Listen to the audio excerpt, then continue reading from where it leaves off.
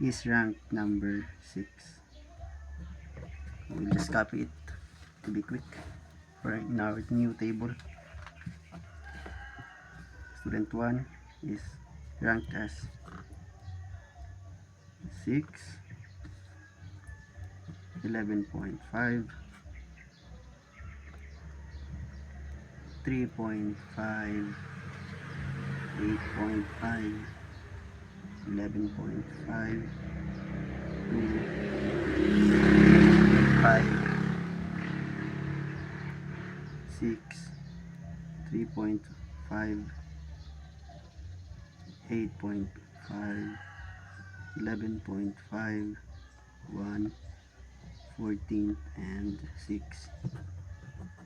Now we are already done with the ranks of each student. Now let's proceed to the difference of R of X and R of Y.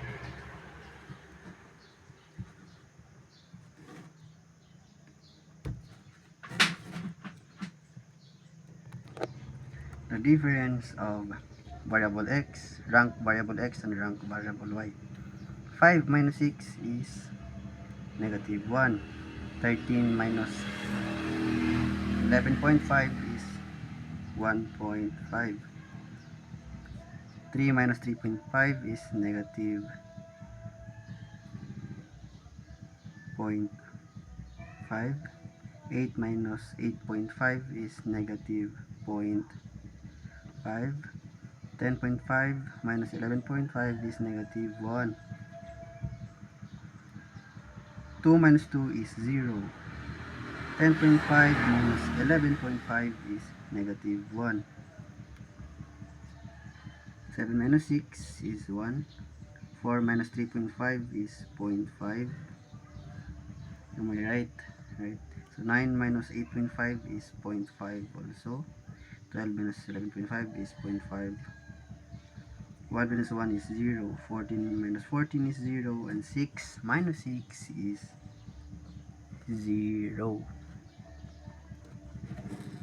Now let's also have the table for difference squared, the square of these numbers.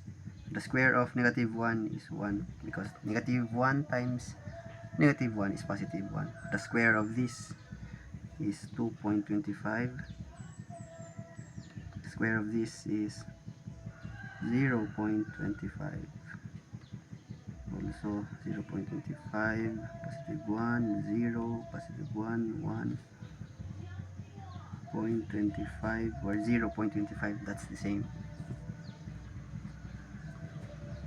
0.25, 0.25, 0, 0, and 0. So, okay, so this is our steps 2. This table right here is our step 2. Step number 2. Now, for our step number 3, we will solve the tied values or ranks,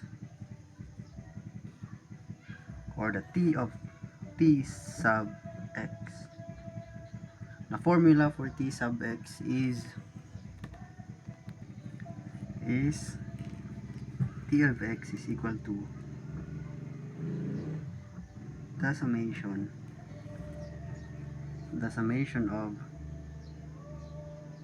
small t of X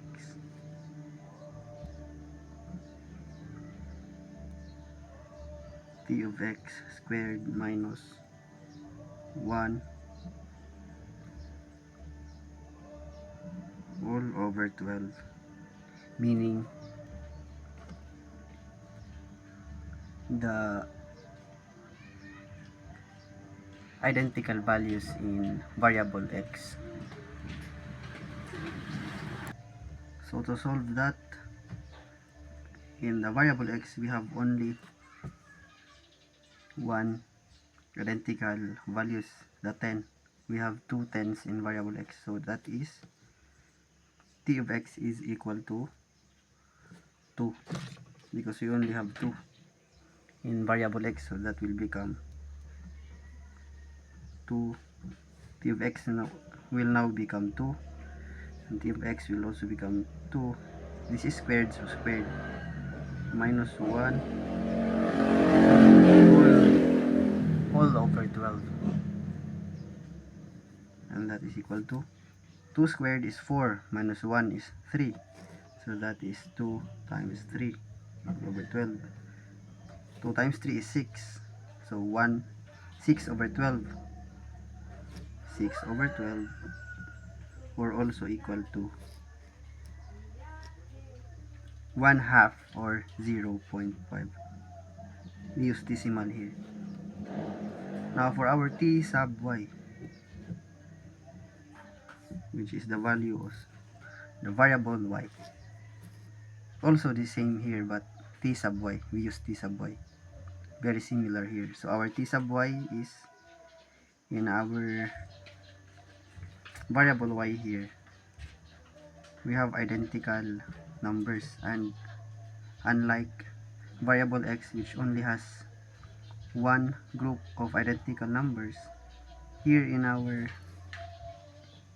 variable y, like here we have 6, this is 1, 7 also group, no, here first group, second group, third group, and fourth group.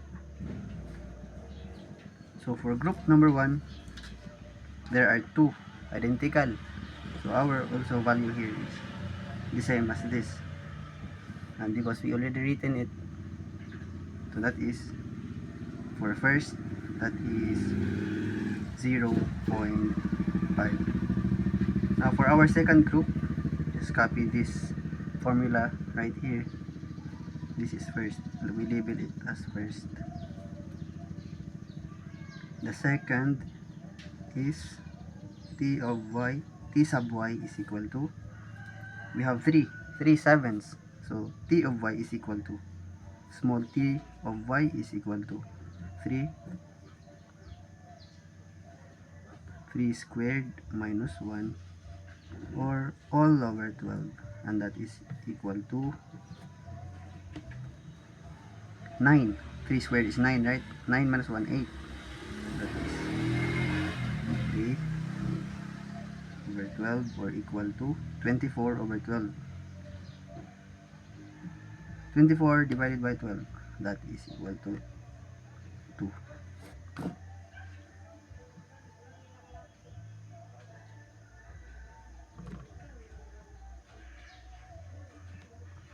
And then our third t of y is 2/8. 2/8, so the same word here, because here we also have 2/6 and here is 2/8, so just similar with this, 0.5. And for our fourth, we have 4 nines, so we have 4 times 4 squared minus 1 all over 12. We already know that 4 squared is 16, so 16 minus 1 is 15 over 12. 4 times 15, that is equal to 15 times 2, 30. So times 4 is 60. 60 divided by 12. 12, 24, 36, 48, 60. So that is 5. Let's check it. 12 times 5 is 5. So correct, we have 5. Now we add them all because our formula says summation. So 0.5 plus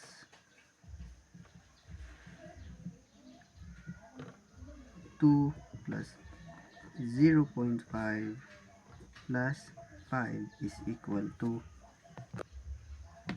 0.5. For it